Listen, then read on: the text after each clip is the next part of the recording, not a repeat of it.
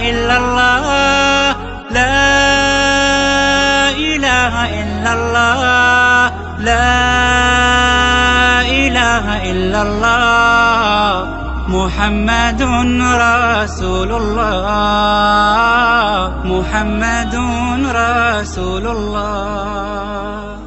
السلام علیکم ورحمۃ اللہ وبرکاتہ. انٹرنیشنل اسلامک ریسرچ سینٹر کی جانب سے خوش آمدید. اپنے تمام سننے والوں کے لیے درس و تدریس کا اہتمام کیا گیا ہے، جس کے سلسلے کا آج درس ہے توحید کے بارے میں، توحید کے فوائد و ثمرات اور شرک کی تباہ کاریاں. ارشاد باری تعالی ہے سورۃ الذاریات آیت نمبر 56، وَمَا خَلَقْتُ الْجِنَّ وَالْإِنسَ إِلَّا لِيَعْبُدُونَ. ہم نے جنات اور انسانوں کو محض اس لیے پیدا کیا ہے کہ وہ صرف میری عبادت کریں. توحید تو یہ ہے کہ خدا حشر میں کہہ دے یہ بندہ دو عالم سے خفا میرے لیے ہے. وقت فرصت ہے کہاں، کام ابھی باقی ہے، نور توحید کا اتمام ابھی باقی ہے. بلا شبہ توحید بہت بڑی نعمت ہے، اسلام کی روح ہے. ہر مسلمان کو توحید کے بارے میں علم ہونا چاہیے. تمام انبیاء کرام کی بنیادی دعوت کا مقصد بھی توحید ہی تھا. جس طرح اللہ تعالیٰ نے سورۃ النحل کی آیت نمبر 36 میں فرمایا، اور تحقیق ہم نے ہر امت میں رسول بھیجا کہ صرف اللہ کی عبادت کرو اور اس کے سوا تمام معبودوں سے بچو.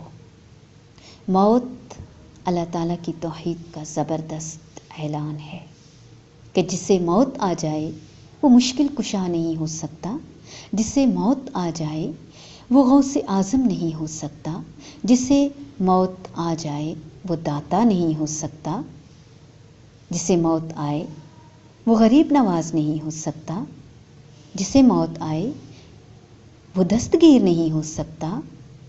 ہاں بالکل، جسے موت آ جائے وہ گنج بخش نہیں ہو سکتا، جسے موت آ جائے وہ بگڑی بنانے والا نہیں ہو سکتا، جسے موت آ جائے وہ حاجت روا نہیں ہو سکتا. جیسا کہ اللہ تعالیٰ نے سورہ یوسف میں بھی ارشاد فرمایا، آیت نمبر 40، اس اللہ کو چھوڑ کر جن کی تم بندگی کرتے ہو وہ تو بس چند نام ہیں جو تم نے اور تمہارے باپ دادوں نے رکھ لیے ہیں. اللہ تعالیٰ نے ان کی کوئی دلیل نازل نہیں فرمائی.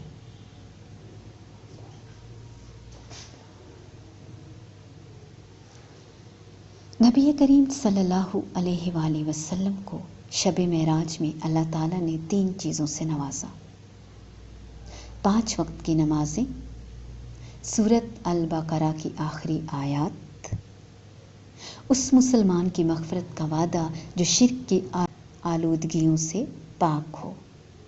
صحیح مسلم کی روایت ہے. اب غور طلب بات یہ ہے کہ خالق کی صفات اور وہ جو خالق کی ہی دی ہوئی ہے مخلوق کو یاد رکھنے کی بات ہے. جسے عقیدہ توحید اور صحیح ایمان نہیں ملا، اسے کائنات کی بڑی سے بڑی ہستی بھی اللہ تعالیٰ سے معاف نہیں کروا سکتی. گویا عقیدہ توحید دراصل عقیدہ توحید ہی اسلام کا بنیادی رکن ہے. تمام انبیاء علیہم السلام توحید ہی کا پیغام لے کر آئے. سورۃ الانبیاء آیت نمبر 25 اللہ تعالیٰ کا فرمان ہے، تجھ سے پہلے بھی جو رسول ہم نے بھیجے اس کی طرف یہی وحی نازل کی گئی کہ میرے سوا کوئی معبود برحق نہیں، تم صرف میری عبادت کرو. اس بات پر سب متفق ہیں کہ وہ گناہ جس پر فوت ہونے والے کو کبھی معاف نہیں کیا جائے گا وہ شرک ہے۔ اس کے برعکس اگر گناہوں سے روئے زمین بھی بھر جائے تو بروز قیامت معافی ہو سکتی ہے اگر شرک نہ کیا گیا ہو تو۔ یہی وجہ ہے کہ ابلیس جو اللہ اور اس کے رسول صلی اللہ علیہ وآلہ وسلم کا دشمن، اس کی سب سے پہلے کوشش یہی ہوتی ہے کہ کسی بھی طرح سے لوگوں کو شرک میں مبتلا کر دے تاکہ لوگ دوزخ میں اس کے ساتھی بن جائیں۔ اس لیے کہ اگر اللہ تعالیٰ نے علم کی دولت سے نوازا ہے تو پھر سب سے پہلے اس بڑے خطرے یعنی شرک کو پہچان کر اس سے اپنا دامن بچانا ہوگا۔ سورۃ الحج میں اللہ تعالیٰ ہمیں شرک کرنے والوں کا عبرت ناک انجام بتاتے ہیں۔ اللہ تعالیٰ فرماتے ہیں، اور اللہ کے ساتھ شرک کرنے والا ایسا ہے گویا آسمان سے گر پڑا، اب یا تو اسے پرندے اچک لے جائیں گے یا ہوا کسی دور دراز کی جگہ پھینک دے گی۔ شرک کرنے سے سابقہ تمام نیک اعمال برباد ہو جاتے ہیں، جیسا کہ اللہ تعالیٰ سورۃ الانعام آیت نمبر 83 سے لے کر 88 تک 18 انبیاء کرام کا ذکر ارشاد فرما کر آیت نمبر 88 میں فرمان ہے اللہ تعالیٰ کا، اگر بالفرض یہ حضرات یعنی نبی انبیاء بھی جن 18 کا ذکر فرمایا شرک کرتے تو ان کے اعمال بھی ضائع ہو جاتے۔ پتہ چلا اللہ تعالیٰ کے ساتھ شرک کرنا حرام ہے۔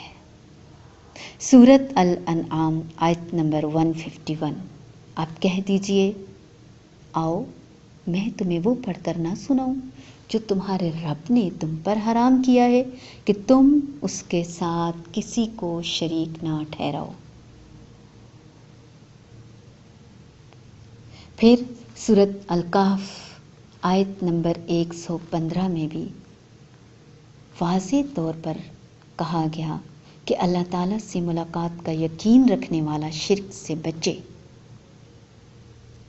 گویا جسے بھی اپنے رب سے ملنے کی آرزو ہو، تمنا ہو، اسے چاہیے کہ نیک اعمال کرے اور اپنے رب کی عبادت میں کسی کو شریک نہ ٹھہرائے۔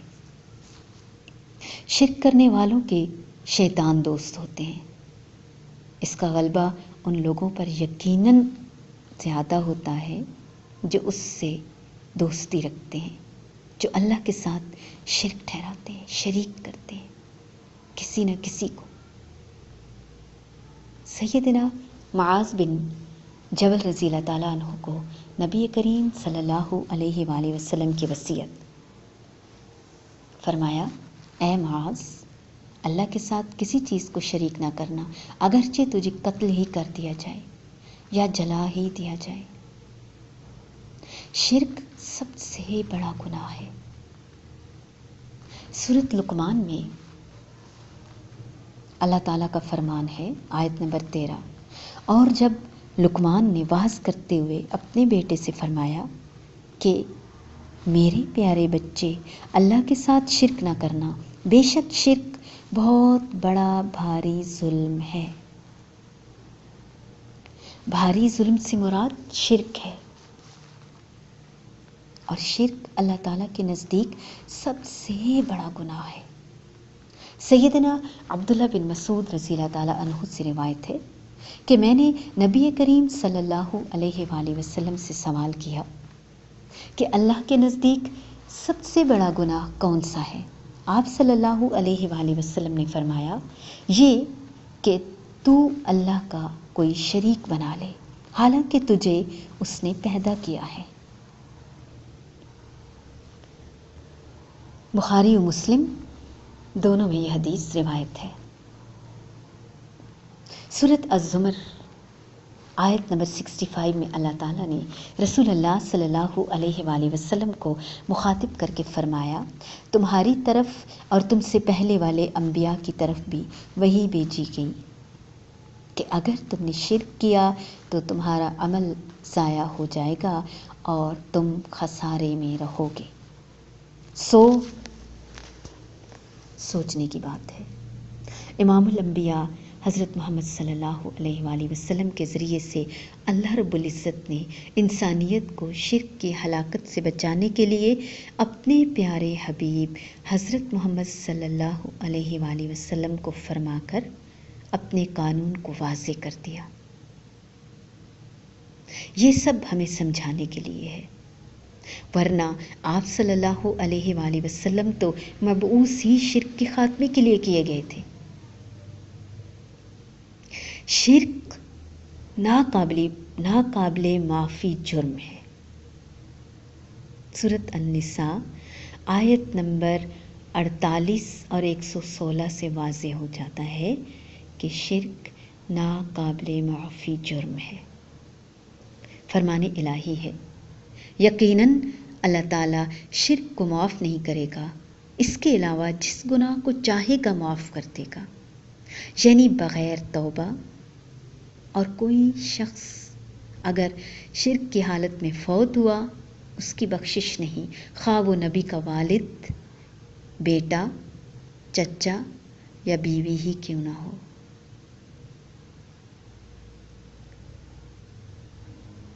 اور ہاں، اس کے ساتھ ساتھ شرک سے بچنے والے خوش نصیبوں کے لیے خوشخبری۔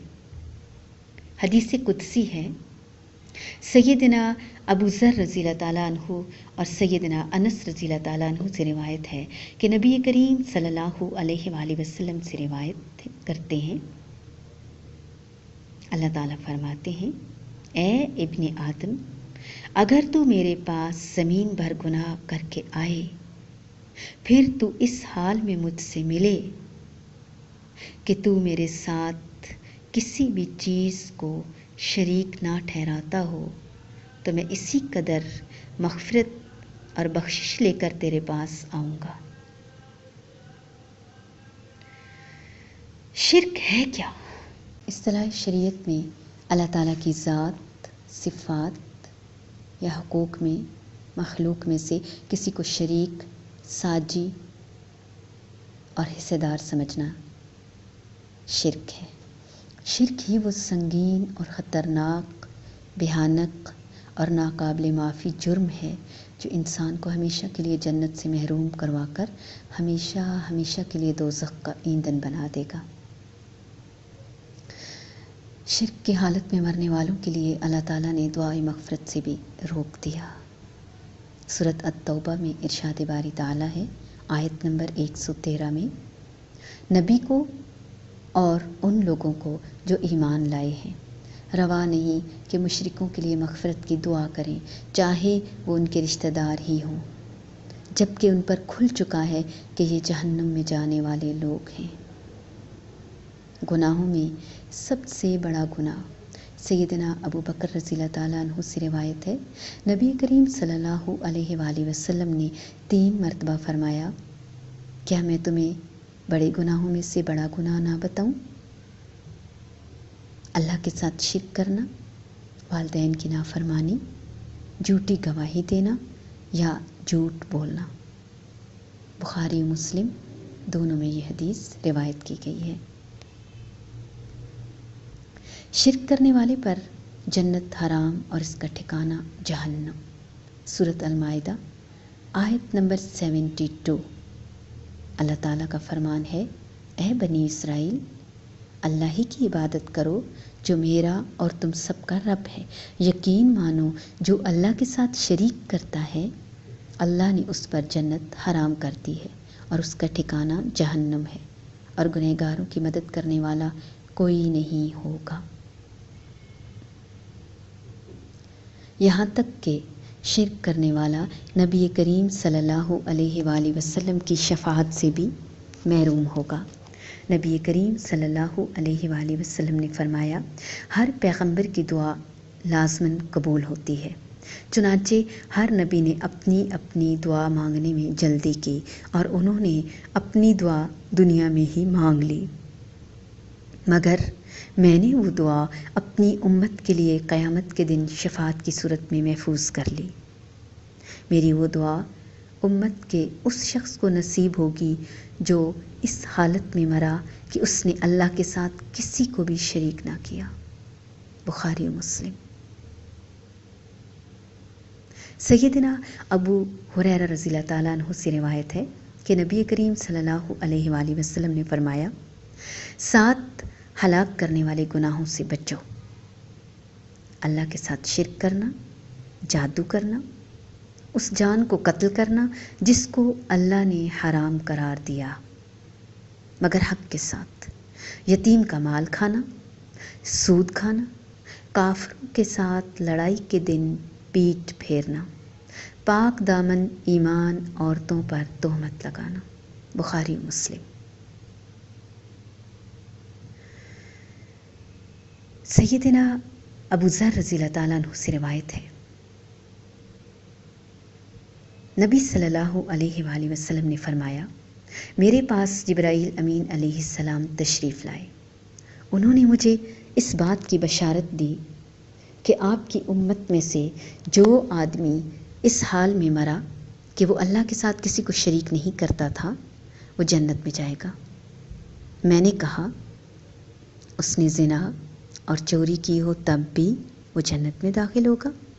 آپ صلی اللہ علیہ وآلہ وسلم نے فرمایا، اگر اس نے زنا اور چوری کی ہو تب بھی۔ سبحان اللہ۔ بخاری و مسلم۔ سوچنے کی بات ہے، کیا امت مسلمہ میں شرک موجود ہے؟ کیا امت مسلمہ میں شرک موجود نہیں؟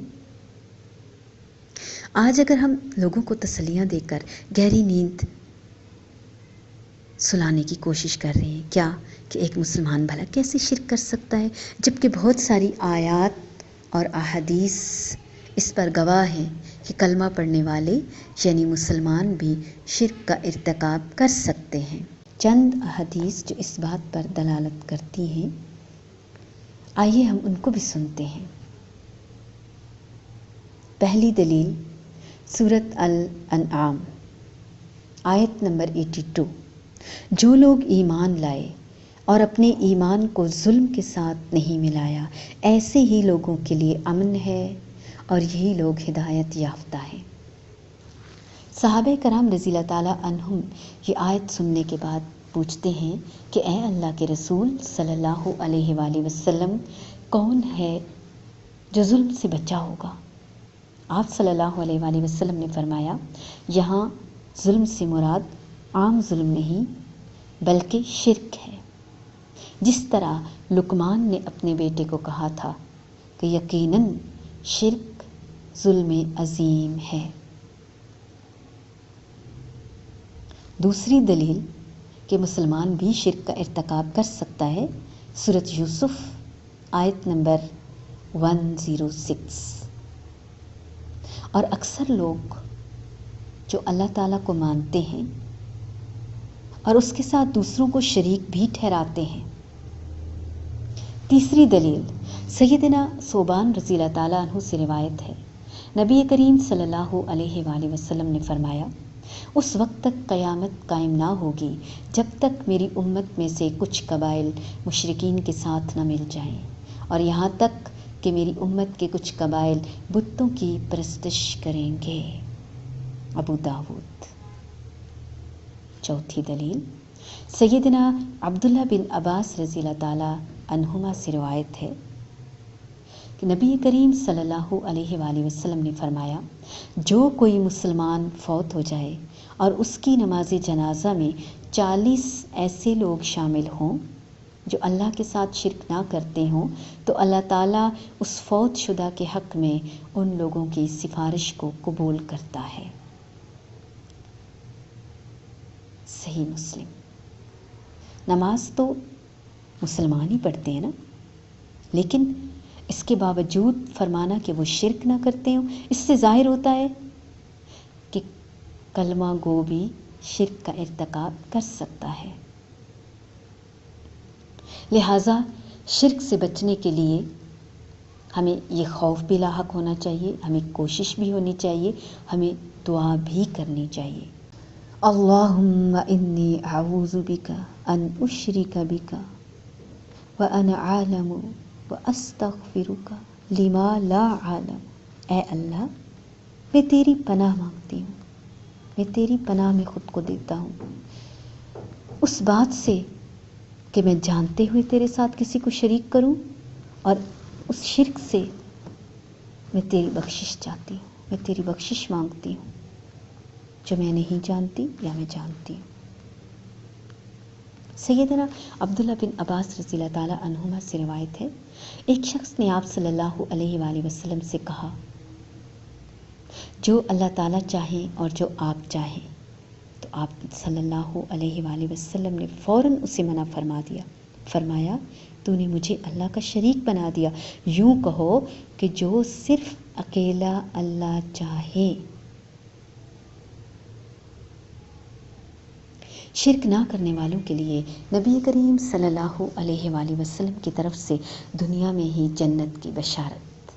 سیدنا ابو ہریرہ رضی اللہ تعالیٰ عنہ فرماتے ہیں، ایک اعرابی رسول اللہ صلی اللہ علیہ وآلہ وسلم کے پاس آیا اور کہنے لگا، یا رسول اللہ صلی اللہ علیہ وآلہ وسلم، مجھے کوئی ایسا عمل بتائیے جو میں کروں تو جنت میں داخل ہو جاؤں۔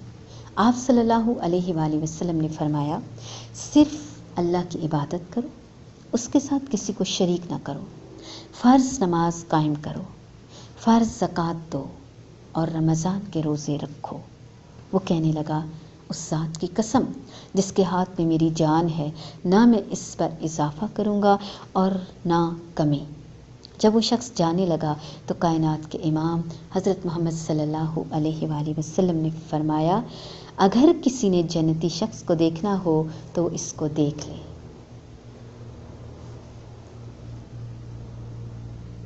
اسی طرح سیدنا جابر رضی اللہ تعالیٰ عنہ سے روایت ہے، کہتے ہیں ایک دیہاتی نبی کریم صلی اللہ علیہ وآلہ وسلم کی خدمت میں حاضر ہوا، عرض کیا، یا رسول اللہ صلی اللہ علیہ وآلہ وسلم، دو واجب کرنے والی چیزیں کیا ہیں؟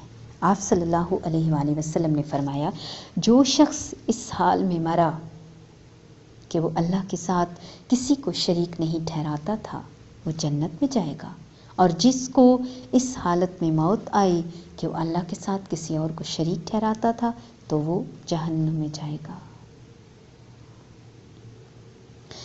نبی کریم صلی اللہ علیہ وآلہ وسلم نے شرک کے حوالے سے زندگی بھر کوئی سمجھوتا نہیں کیا، ہر خطرہ کھول کھول کر بیان کیا، بلکہ اللہ تعالیٰ کے حکم سے آپ نے خود بھی اپنی طرف سے شرک سے برات کا اعلان فرما دیا۔ سورۃ الجن آیت نمبر 20۔ فرمان الہی ہے، اے نبی صلی اللہ علیہ وآلہ وسلم، فرما دیجئے کہ میں صرف اپنے رب کو پکارتا ہوں اور اس کے ساتھ کسی کو شریک نہیں ٹھہراتا۔ تمام عزیز معزز سامعین کرام،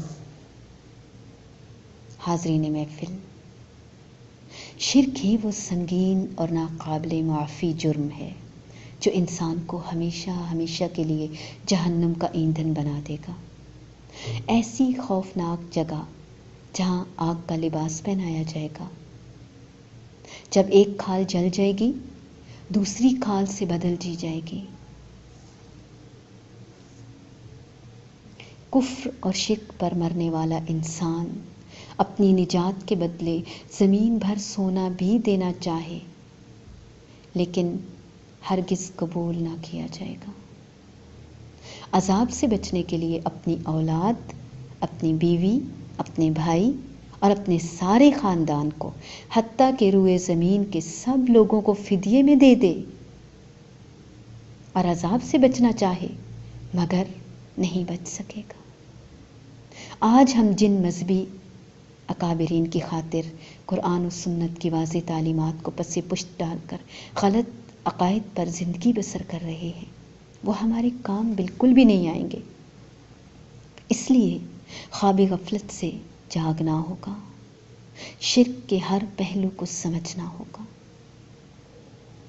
ابلیس کی مکاریوں سے بچنا ہوگا، بھرپور کوشش کرنی ہوگی سب نے مل کر تمام عبادات، قولی، بدنی، مالی، دعا، نذر و نیاز، منت، نماز، روزہ، زکوٰۃ، حج، قسم کھانا، رکوع، سجود، قیام، طواف، اعتکاف، صدقہ و خیرات، قربانی صرف اور صرف اللہ کے لیے خاص ہے۔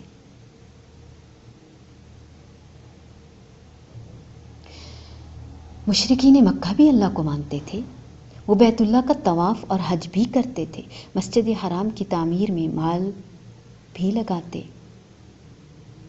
حاجیوں کو پانی پلاتے، مسجد حرام کو آباد کرتے، لیکن انہیں اپنے شرک کی بنا پر کیا یہ تمام نیک اعمال کرنے کا فائدہ ہوا؟ نہیں نا۔ مشرکین اپنے بزرگوں کے مجسموں کو اللہ تعالیٰ کے قرب کا ذریعہ اور وسیلہ سمجھ کر ان کی عبادت کیا کرتے تھے، جسے قرآن نے سورہ یونس آیت نمبر 18 میں یوں بیان کیا، اور کہتے ہیں کہ یہ اللہ کے پاس ہمارے سفارشی ہیں۔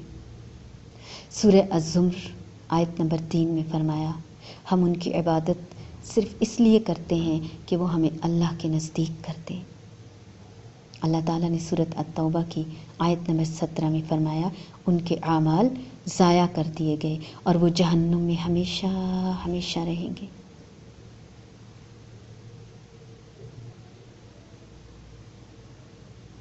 حضرت نوفل رحمۃ اللہ علیہ بیان کرتے ہیں کہ رسول اللہ صلی اللہ علیہ وآلہ وسلم نے فرمایا، قل یا ایھا الکافرون پڑھو اور اس صورت کو مکمل کر کے سو جاؤ، بلا شبہ یہ صورت شرک سے برات کا ذریعہ ہے۔